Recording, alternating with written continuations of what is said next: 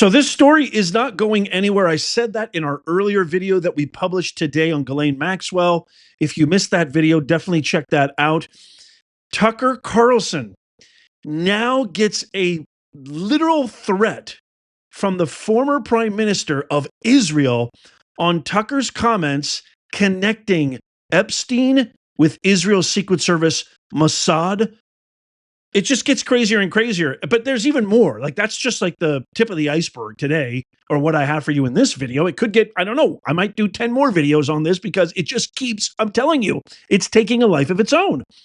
Now it appears Laura Trump, who did an interview, a very extensive interview with our President Trump recently, talking about Butler and everything that's going on, now just issued, she just got off an interview saying that President Trump is going to release more Epstein files. So stick around for that. I'm going to share that with you. But first, before we get into the threats and the exchange between Tucker and the former prime minister of Israel, let's take a look at the video clip of what Tucker actually said about the connection between Epstein and Israel. Watch this. Not acceptable. And I think the real answer is Jeffrey Epstein was working on behalf of intel services, probably not American. And we have every right to ask, on whose behalf was he working? How does a guy go from being a math teacher at the Dalton School in the late 70s with no college degree to having multiple airplanes, a private island, and the largest residential house in Manhattan? Where did all the money come from? And no one has ever gotten to the bottom of that because no one has ever tried. And moreover, it's extremely obvious to anyone who watches that this guy had direct connections to a foreign government. Now, no one's allowed to say that that foreign government is Israel because we have been somehow cowed into thinking that that's naughty. There is nothing wrong with saying that. There is nothing hateful about saying that. There's nothing anti-Semitic about saying that. There's nothing even anti-Israel about saying that. I've spent my entire life pretty much in Washington, where I knew and loved a number of people, including one very close person who worked at CIA. That has never prohibited me from saying, I think the CIA has done some horrible things, murdered a bunch of people, participated in the murder of a sitting U.S. president. It's got a whole trail of crimes. That doesn't make me a disloyal American. It doesn't make me anti-American in any sense. I was born here. My family's been here for hundreds of years. I love this country. That's why I live here. So criticizing the behavior of a government agency does not make you a hater. It makes you a free person. It makes you a citizen. You're allowed to do that because you're not a slave. You're a citizen. And you have a right to expect that your government will not act against your interests, and you have a right to demand that foreign governments not be allowed to act against your interest. That's not creepy. It shouldn't be forbidden. And yet all of us have trained ourselves to believe that you can't say that somehow, that that's like too naughty and forbidden. And the effect of making that off limits has been to create a lot of resentment, and I'll say it, hate, online, where people feel like they can't just say, like, what the hell is this? You have the former Israeli prime minister living in your house. You have had all this contact with the foreign government.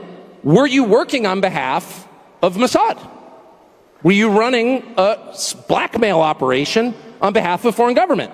By the way, every single person in Washington, D.C. thinks that. I've never met anyone who doesn't think that.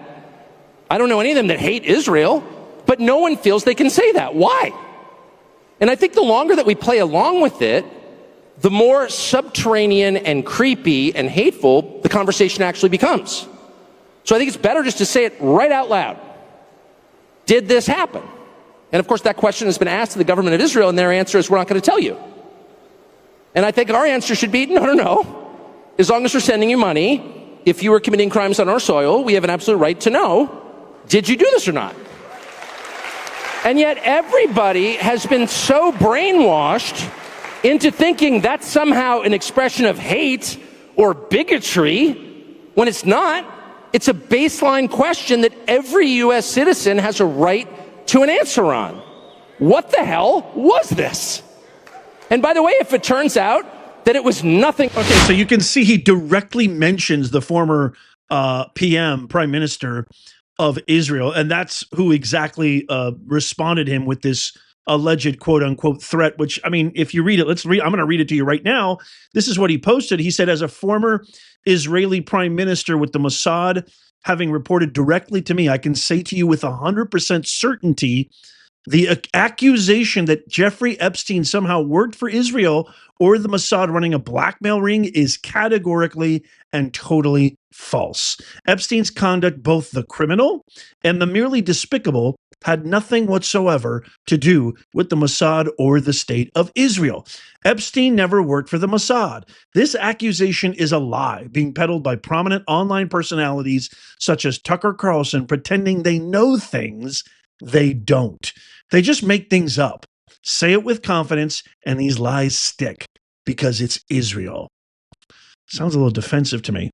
The last sentence is, there's a vicious wave of slander and lies against my country and my people, and we just won't take it anymore. So that last sentence is a point of contention with Tucker, and Tucker responded with this. Tucker says, you just won't take it anymore. So he quotes the former prime minister of Israel. Instead of issuing threats on social media, why don't you sit down for a rational interview on Jeffrey Epstein's ties to the Israeli government? We'll reach out to your office this morning. As of this recording, there hasn't been a response from the former prime minister of Israel, Naftali Bennett. I'm telling you, the more that I research this, the more that I dig deeper and deeper into this story, it just gets nuttier and nuttier and nuttier, which makes it so refreshing to me to share this quick clip from Laura Trump, who says now that the Trump administration will release more Epstein evidence and will have more transparency. She says that Trump hears the base on this issue and knows how important it is, and Trump will set things right. He certainly didn't sound like that before when he said nobody cares. Now, again, you don't have to read into that too much. I think it is a very dangerous road to travel down, to read into things. I think we read into things way too much just as Americans nowadays anyway. We take everything so literally. We're so ready to jump to get offended by everything. It's so sad. You can't joke around like you used to. I definitely feel like I can't. I've told you guys a million times, my favorite comedian of all time is Don Rickles. If Don Rickles tried to come out today, he would literally get lambasted, probably imprisoned, probably taken all his possessions away, and God knows, thrown in a dungeon. So it really pains me to see how literal and how this society, it's almost like the society of offense. We get offended by everything. It's very, very tragic and sad. I'm going to play for you a clip here of Laura saying exactly what she says, releasing more Epstein files. This is breaking, just happened like literally today, just a few hours ago. Check out what Laura says. Well, I do think that there needs to be more transparency on this. And I think that that will happen. I mean, look, I don't know what truly exists there, but I know that this is something that's important to the president as well. He does want transparency on all these fronts, that everything we're talking about, because it's frustrated him as well. He sat for 4 years like the rest of us did, and saw lie after lie, and saw our country just being sent down the wrong path.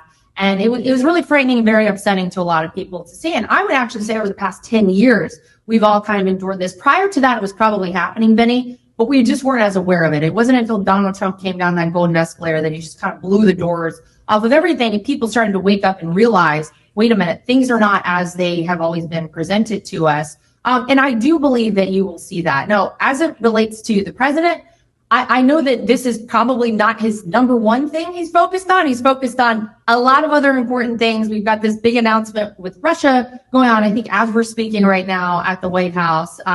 We have, a Middle East. We're trying to get peace over there. We're trying to make sure that Iran's nuclear arsenal is obviously completely decimated. We want to make sure everything is on the right track for this country. Fortunately, you've seen no border crossings in the last month. Zero, by the way. I think that's incredible. No one's talking about that enough. Zero illegal border crossings in the month of June. Amazing how that's all gone. So I don't know that this was top of mind for him, but he hears all the noise and he hears all of the consternation out there. And I think he's going to want to set things right as well. So I believe that there will probably be more coming on this. And I believe anything that they are able to release that doesn't, damage any witnesses or anyone underage or anything like that, I believe they'll probably try to get out sooner rather than later because they hear it and they understand it. So hopefully we see that happen sooner than later. And I guess that would be my advice. But to everybody out there who's all worked up about it, there's no great plot to keep this information away that I'm aware of. I do just believe that maybe it's been slow rolled for reasons that hopefully we understand down the line. And I think we're probably going to get more transparency on it. Okay, so not so I don't know, not as groundbreaking of an announcement from Laura Trump, but it does sound like our president. It does. It sounds like him. Because he does care. He does care about his base. He does care about Americans. He does care about the people who got him where he is. He does care about, transparency and the truth. And so I think he initially was like, I said this previously. I didn't read too much into oh my gosh, nobody cares about this. Nobody cares about this. He didn't mean it like nobody cares about this. But I do think that he has been ill-advised and misguided on this. And I do think Pam Bondi has botched this from day one. And I agree 100% with Tucker. Just because you question it, if anything, what this does is it just proves that we're not just a bunch of lemmings and sheep like the Democrats who just fall in line no matter what. Oh, you want to attack law enforcement? Everybody do it. And they all do it without even thinking for themselves. Oh, you want to travel to El Salvador and have margaritas with a known felon and a fentanyl trafficker? Everybody's going to support that. Oh, you want to attack this? Everybody's going to support that. Oh, you want to spread vitriol, spread hate, foment violence and dissension? Everybody's just going to fall in line. This is a great sign right here. This shows that this American revolution of common sense party, which I'm proudly to be a part of. I've never said I was right or left. I've always advocated that if somebody put a gun to my head and said, you have to define who you are, I'd probably say I'm a constitutional centrist because I love America. I love everything about it. And I think this is a good thing. Just because you disagree, just because sometimes we may be at odds, it means that we're all free, as Chuck Tucker said. It means that we have independent thinking, critical discernment, which is our sovereignty as human beings, as our great American philosophers, Whitman, Emerson, and the like said, self-reliance. This is what we have. Our American soul is intact. And so I'm looking forward to Trump clearing the waves. I kind of said that from day one, that he's probably going to do it. Obviously, his plate is full, but we'll see what happens. But the Israel thing is really weird to me, that an actual foreign prime minister, somebody at that high of a level, would would entertain something like that. If it wasn't true at all, why would you? And then not only entertain it, not only address it. So you addressed it because you thought it was worthy enough to be addressed, but then to issue, we're not going to take it anymore, which is not really a veiled threat. It's actually kind of a blatant statement right there. We're not going to take it anymore, which can be interpreted a myriad of different ways. But I mean, the direct one could be like, hey, you're going to take action? Like, what do you mean you're not going to? What does that mean? Sounds like a threat to me. Sounds very defensive. Man, this Epstein thing just keeps on trucking and keeps on rolling. And I honestly believe the only person who's going to put this all to bed is going to be our President Trump. It's not going to be Bondi. It's not going to be Patel. Not going to be Bongino. Not going to be the FBI, any intelligence agency. It's not going to be the DOJ. It's going to be the guy. It's like that old line. When you want things done right, you might as well. You have to sometimes do it yourself. And I think in this instance, it's going to take something like Trump doing it himself, coming out, being radically transparent. Here it is. Ask me any question you want. I'll answer to the best of my ability, but this is everything that we got. Boom, transparent, in your face, upfront, raw, and honest. Everything that got him here. Everything that has won him so much support. Let me know what you guys think in the comments down below. I can't wait to hear from you. As always, if you love America, if you love our mission here of making common sense go viral, tap that thumbs up. It doesn't cost you a thing, but it helps us out immeasurably. You can even do it with your remote if you're watching on TV. Check out all these videos coming up on the screen right here, just in case you missed them. Tap my face right here to subscribe and follow. It's absolutely free. And as always, may God bless you and may God bless the USA and all who defend her. I'll see you soon.